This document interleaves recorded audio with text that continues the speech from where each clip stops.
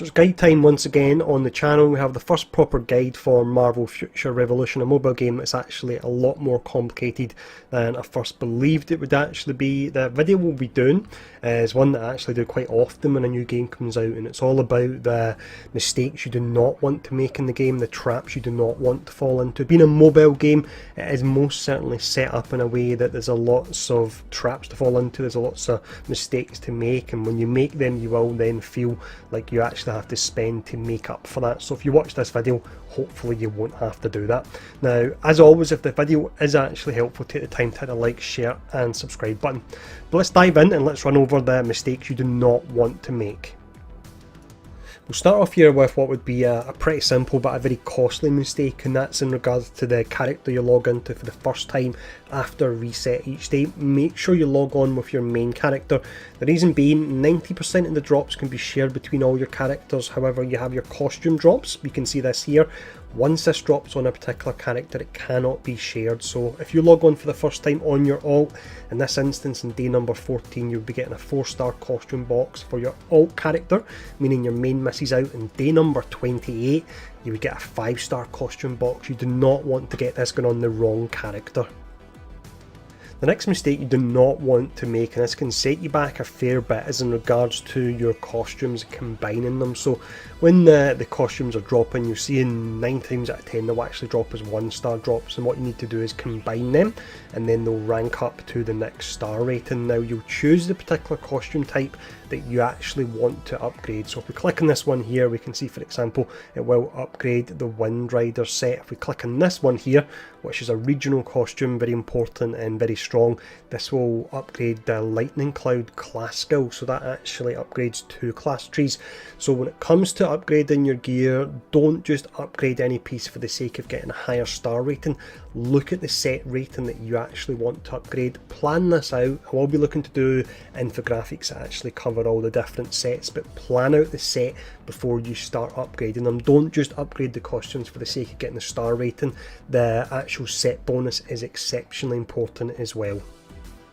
We're staying with the regional costumes then. For this next tip, you can see I'm actually hovering over a little padlock icon here. Now there's certain drops in the game that will have the padlock icon on them. At the moment I'm aware that it is your regional costumes and also certain Omega cards. Now that padlock icon will actually put it on and off, but it actually means an item can either not be mass dismantled and it cannot be mass combined. Now, until you have a better understanding of the game, I would recommend you do not remove the padlock on this at all. Very early on in the game, I removed the padlock on one of my pieces of regional gear and then I mass dismantled it by mistake, which was a huge mistake because regional gear is exceptionally hard to get. It's essentially the end game gear in the game, and unfortunately I trashed one of them early on. So yeah, make sure you do not turn this off again until you get a much better understanding of the game and what you're looking to do with your gear and your upgrades. Next up, I would say that you do not want to actually expand your inventory early game. Yes, I've done it at the moment. The reason being is I actually made this mistake on one of my characters. I'm quite OCD, and when I had one character at 150 for storage, I had to get the rest of them. Yes, I do admit that is completely OCD, but that's the way my brain actually works. But you start off with 100 inventory. I would say you don't actually want to upgrade this at all. You feel that you may have to because the game will throw a lot of badges at you, but any badges that are actually lower than 5 or 6 star you want to dismantle. But most importantly, on top of that as well, if you actually go to squad and then you go to storage, you actually have storage that can be shared between all your characters, and I've upgraded this again because it is pretty useful. But if you're a free to pay player, you will be able to get by with your 100 slots on your main character and the 100 slots that actually gives you for your squad storage as well. So do not early on in the game go upgrading your storage because it throws a lot at you, because with a little bit of management and using your squad storage, there simply won't be any need for it. Next up, we would have what I would say is most certainly a trap here. This falls in line with your inventory once again. So when you're actually exploring different regions, there are different collectibles that you can actually pick up. You can see I've got a collectible here. This is from Sakar. So the fact they're called collectibles would suggest to you that you actually hold on to them, but that's not the case at all. If you do that, you'll run out of inventory exceptionally quick. What you want to do with your collectibles, as soon as you get them, as soon as your inventory starts running a bit low, you go to this machine here in your headquarters, you'll click on extract, and then we'll actually select all of these. We can see we can then extract them, and from there they'll give you a currency that can be used, and every day you actually get different items you can potentially roll for using this currency. So yeah, do not hold on to your collectibles. They're not collectibles in the sense that you should be holding on to them at all. You pick them up once and then you'll simply extract them through this machine. The next mistake you do not want to make here is in regards to something called Omega cards. We haven't really touched on these. I will do a separate video on them, but a huge amount of your character power actually comes from these cards, and similar to the costume boxes we talked about earlier on, you want to make sure when you're claiming any Omega card boxes you actually claim them on your main character. And the reason for that is when you open them on a specific character, the ones that are higher rated will actually have an exclusive stat exclusive to the character that they are opened on. That cannot be changed at all at the moment, and that will always be there. So you can share your Omega cards with other characters, but they'll always have that one exclusive stat. In this instance you can see it's Iron Man and it's air to surface damage that he's actually offering there. If I was to, for example, put this card into stash, transfer it to Storm, it would still have the exclusive stat for Iron Man. So make sure you do not open these on your alt characters. You want to always open them and always transfer them to your main character first. Next up we have most certainly what I would say is a trap you do not want to fall into at all. With this, within the store, you have your 4-star Marvel Studios Avengers Endgame costumes. It's 4-star gear. You'll see this, it does look pretty nice. You'll think it's 4-star gear that's going to give me a fair power increase. Now it does give you a fair power increase in the short term, however in the long term it's simply not worthwhile buying these, as they'll be used for fodder to actually upgrade your regional gear.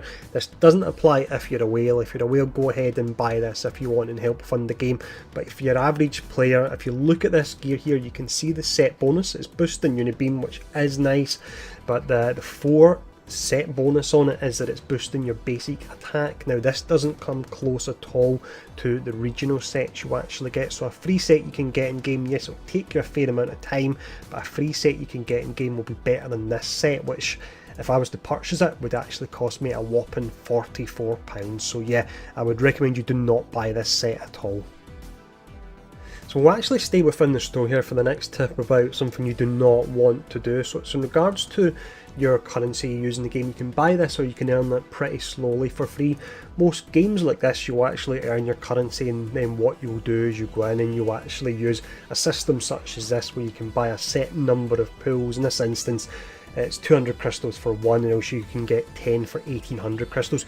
You don't want to spend your crystals on this at all. Now I've actually bought the offers in question on all my characters, so they don't show anymore, but there will be offers available, or at least there should be offers available for 2000 crystals. And what they'll do is one of them will actually offer you a 4-star costume, which gives you a great start. So it's actually the same power level as the end game costume that costs you £44. That's 2000 crystals it'll cost you, and you can also get 4-star Omega cards for 2000 crystals as well.